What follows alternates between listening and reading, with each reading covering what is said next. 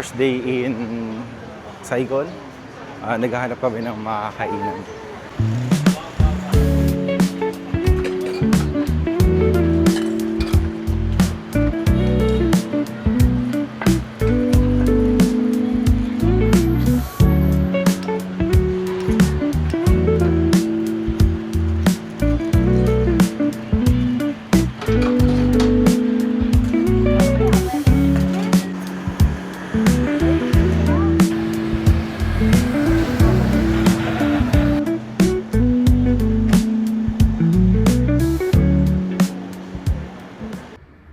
Okay, mag-room tour naman tayo dito sa Noble Swan Hotel New World. Ayan, bali, ito yung apat kami. Ito yung dalawang kama. Okay, queen size siya. Tapos meron ditong sofa. And then, merong city view. Ayan, may city view. Maganda yung view. Tapos, meron ditong drawer, aparador, mirror, ref. Medyo luma lang yung ref, pero gumagana naman siya. May mga baso, and then tingnan natin yung pinaka restroom nila. Tapos ito yung CR. Meron siyang bathtub. Okay. Merong shower. Ayan.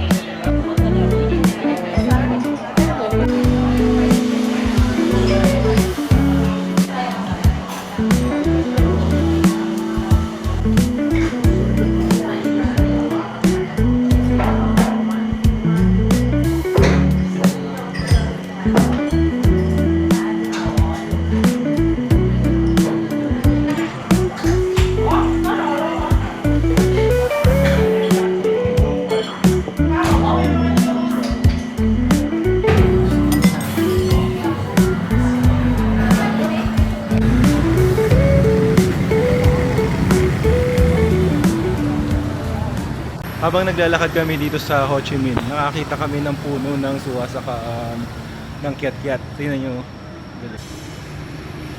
Ayun, no? Tapos ito yung kiat-kiat na ano. Ayun, kiat-kiat. Totoo yun, no? Totoo.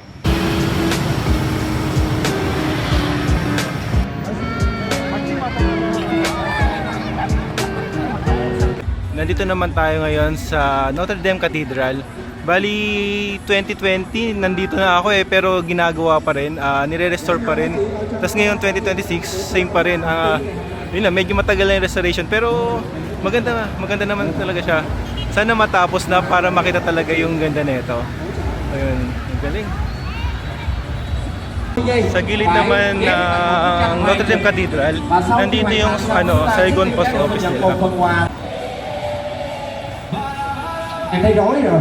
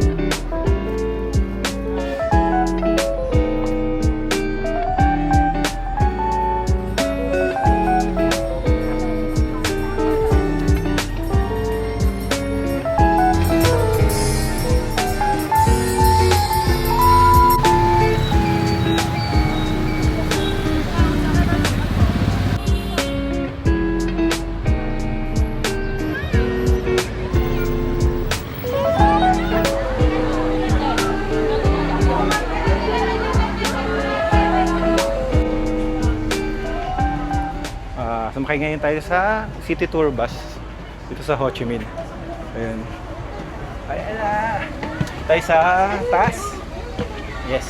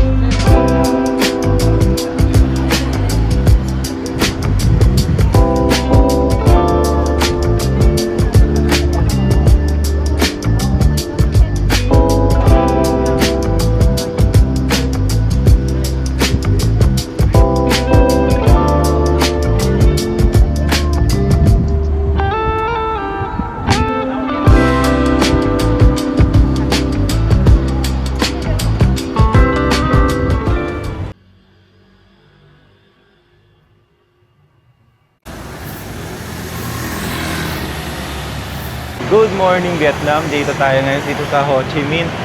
Kakainan na natin ngayon yung banh mi na nasa plate, na sisig plate. Ito yung sikat na banh mi na nasa plate dito sa Ho Chi Minh. Medyo madaming taong kumakain at may pila pa.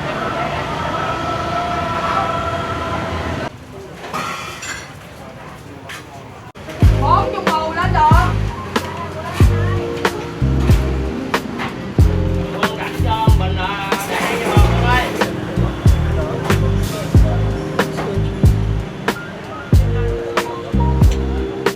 Ito yung baguette.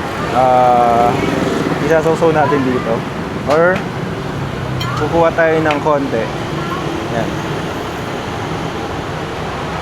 So dito. Kasi yun.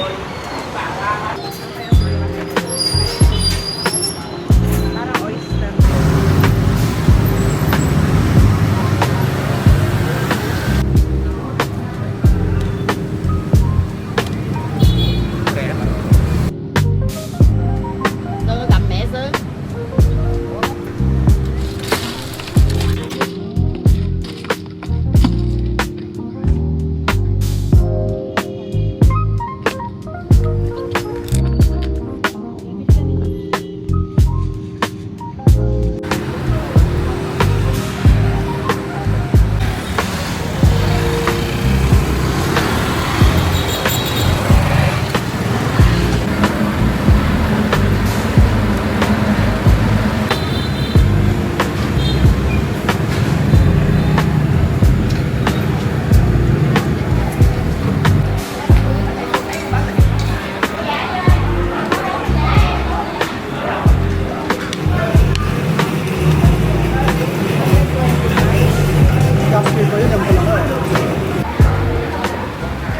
Tapos kung pasalubong naman ang hanap nyo dito sa Ho Chi Minh City, dito kami bali bumibili ng mga pampasalubong dito sa Co-op Mart, hindi sa Benta Market kasi syempre alam naman natin na pang tourist yung presyo sa Bentan.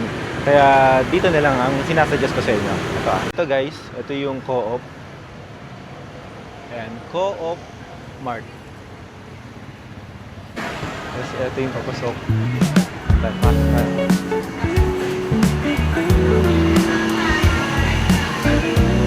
Isa siyang malaking supermarket.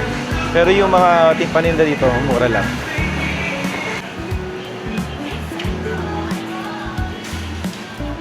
Tapos ito, isa sa mga pasalubong na pwede dito sa na mabibili dito sa Co-op. Ito mga to, yung mga dried fruits nila, sikat to na pasalubong. Tapos sa mga coffee naman, yan, dito na pang pasalubong. Ayan. Tapos guys, di ba dito sa Vietnam masarap yung coffee? Bali, ang ginawa namin, ginaya namin dati yung coffee na tinitimpla nila. Tinignan namin yung condensed milk, tapos bumili kami. Pero pagdating sa Pilipinas, sabi na, ba't kaya ganun? Iba yung lasa. So, ayun yung mga condensed milk na ginagamit nila noon. Tapos bumili kami niyan. Nung nandito talaga, ang sarap ng coffee. Pero nung pagdating sa Pinas, ba't parang iba lasa? Tapos parang hindi katulad ng coffee pag binili mo dito. Ayun lang na share ko lang naman.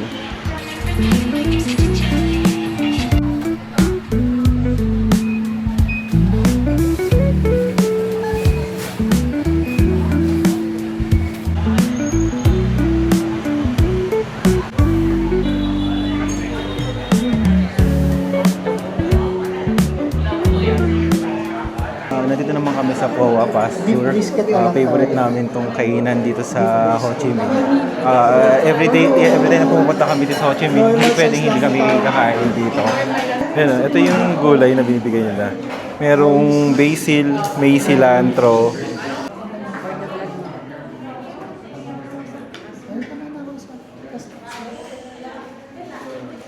Tapos itong basil, ilalagay mo dito sa pho. Eh, mahilig ako sa basil, kaya ito. Ayan, yan lahat yung gulay na nilagay ko. Kain na!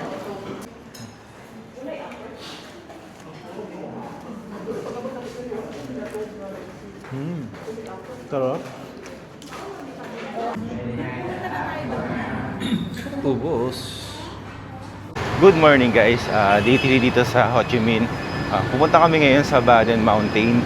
Maga kami gumising kasi yung time namin dun sa pagpunta sa Baden Mountain is 6:40 yung pick up namin dun sa Reunification Palace. So eto, lakad muna tayo. Wala na munang almusal kasi medyo maaga nga. Tapos habang naglalakad kami papunta doon sa pick up location, meron dito ang ganda nung street, ang lalaki ng puno. As in, sobrang laki. Ayan o. Ang ganda. Tapos ang taas.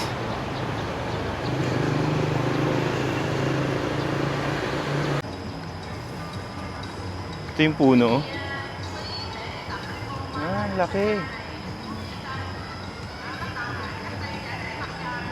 Ayan o.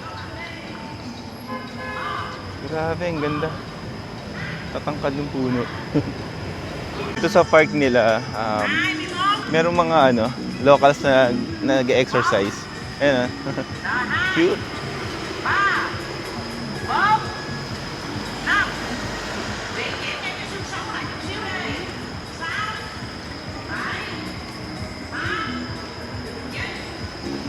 Nandito tayo sa harapan ng Independence Palace. Yan, tingnan natin Ganda, di ba? Wow!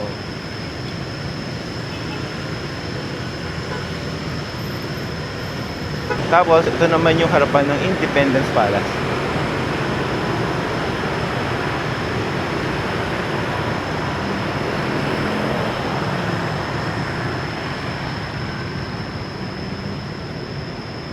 Bali, yung tour nga pala na book namin sa Klook, 3,212 per head yun Tapos, kasama na dun yung round trip ticket dun sa Baden Mountain, yung cable car, meron na rin kasamang buffet lunch.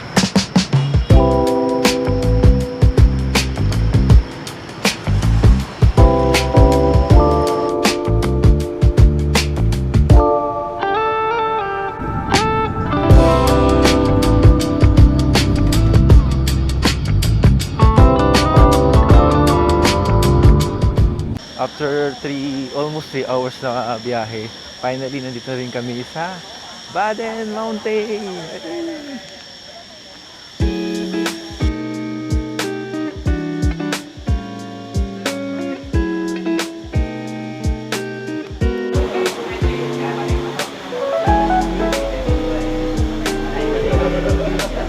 Yung ticket dito, 10,000 ba?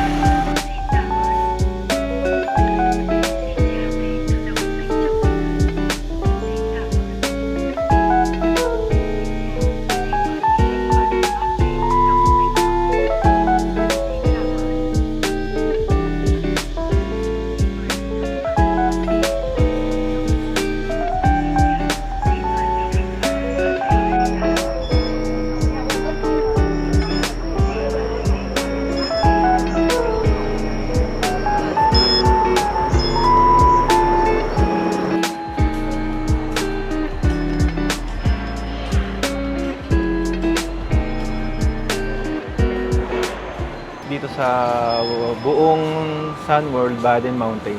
Naka-Wi-Fi siya, free Wi-Fi. Kaya stay connected ka pa rin kahit saan ka magpunta.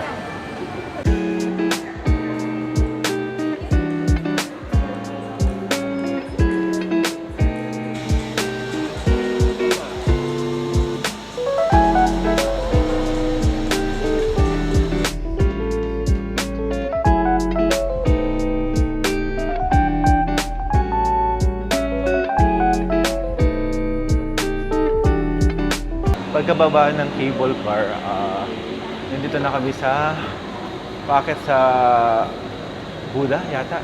Tapos medyo malamig na dito. Hindi katulad dun sa baba na mainit. Dito medyo malamig na.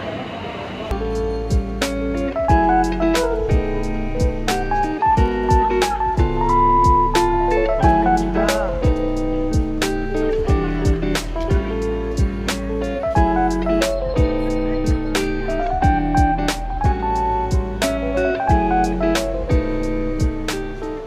Papunta na kami dito sa May Buffet area. Pagkadating, kain na agad. Kasi hindi din kami nag-almusal, di ba?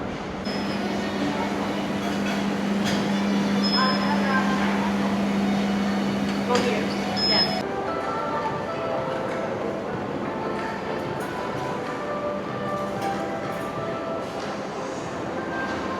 Ay.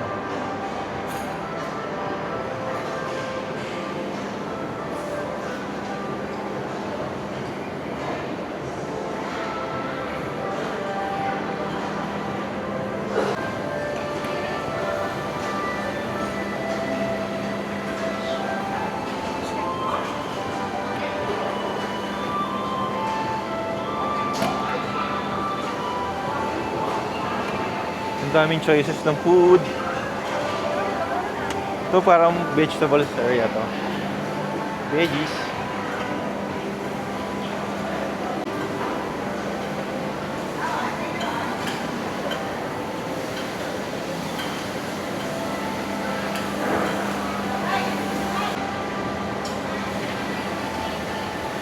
Wow. Mukhang sulit sa binayad yung spread na to ha. Grabe, ang ganda. Ang sasarap. Wow. Sulit na sulit yan. Mga pang noodles.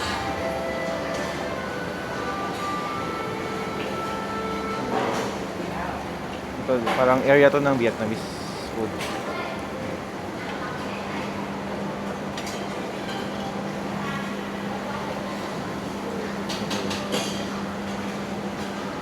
Here naman, mga Japanese, mga cold cuts, salad, maki, sushi.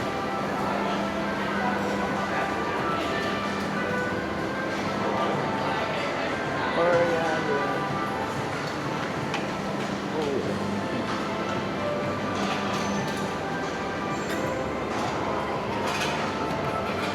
Hindi ko na mapakita lahat sa inyo kasi sobrang dami. Kaya kakain muna tayo. Yan, dahil mahina tayong kumain, ito lang ang kinuha ko. Kain na.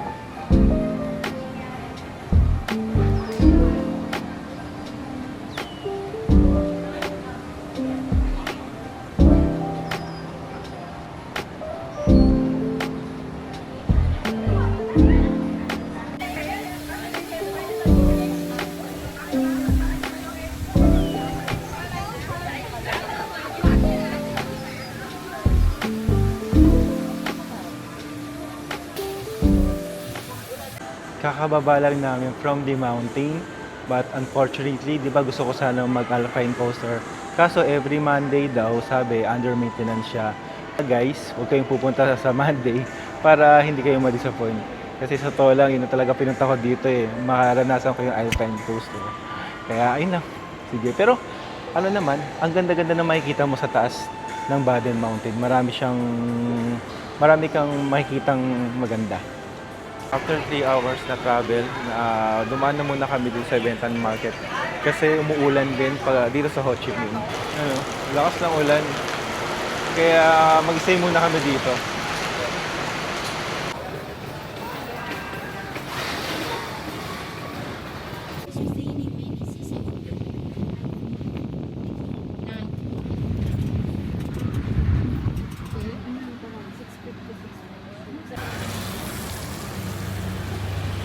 Sa lahat na naghahanap ng chicken banh mi katulad ko, dito na lang kayo pumunta sa Banh Mi Hong Hua.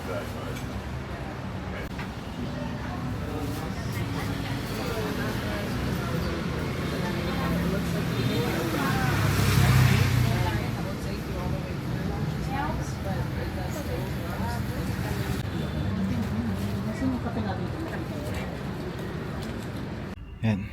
Tinake out na lang namin. Tapos ito yung laman ng banh mi. Tingnan nyo. Ang dami.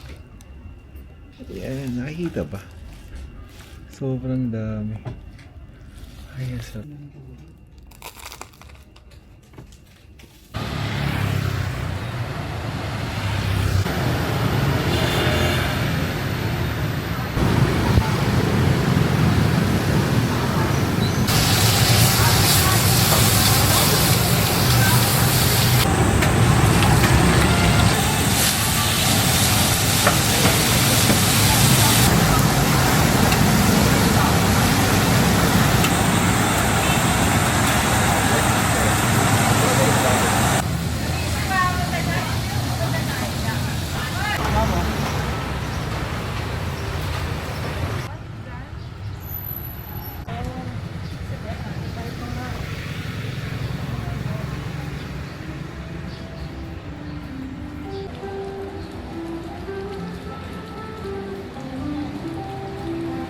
Ayun, daming koi.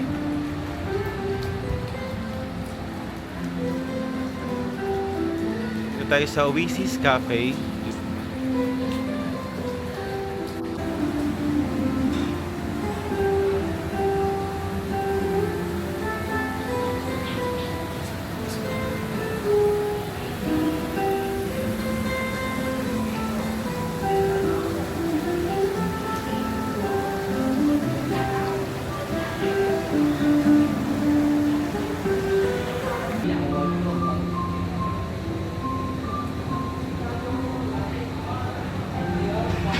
Careful lang kayo kasi medyo madulas yung floor nila.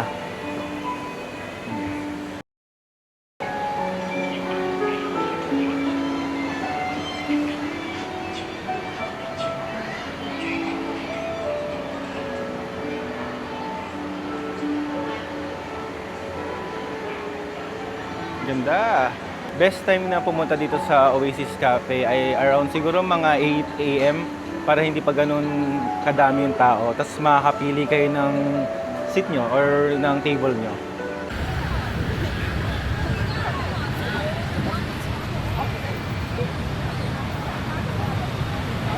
Ngayon naman, nandito tayo sa coffee apartment sa Ho Chi Minh City. Ano?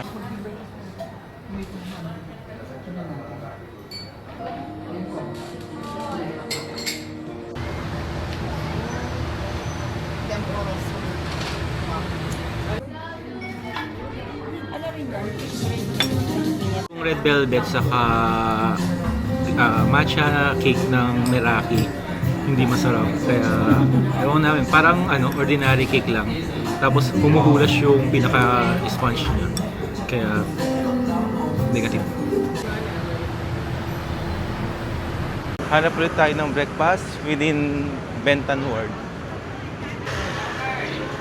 Tapos ito nakita namin yung Soyga No. 1. Mukhang masarap siya eh.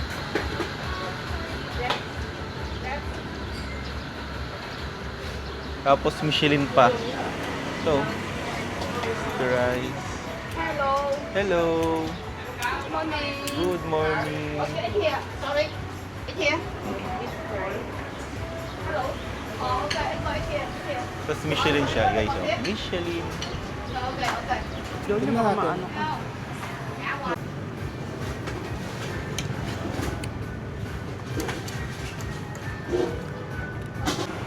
After namin sa Soyga, hanap naman kami ng street coffee.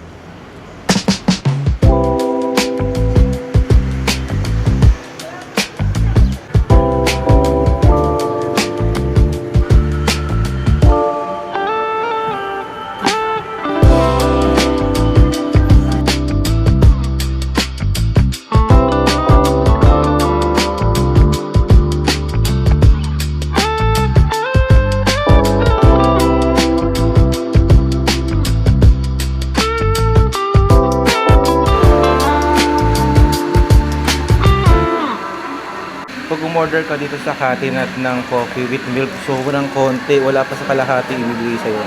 Tingnan nyo ah. Yan lang oh. Sobrang konti, yan na yun.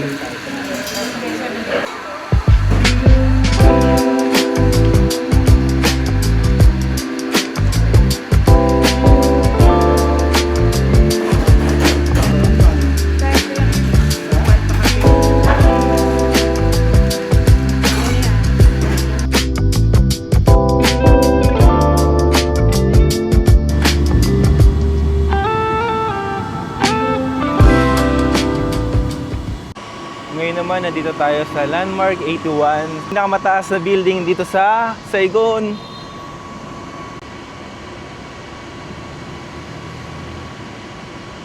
Ilang oras na lang bago kami pumunta ng airport, pabalik na Manila. Kain muna kami ng pho dito sa another Michelin recommended na restaurant. Ito yun.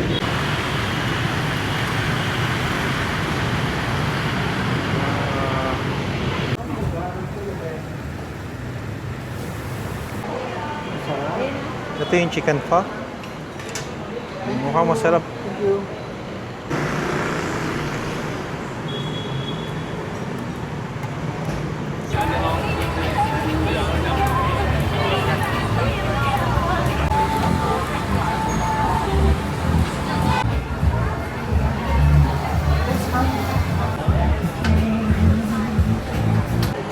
Last stop ng tour natin sa Ho Chi Minh City. Nandito kami ngayon sa Ca Thi Lin, malapit sa Bentan Market.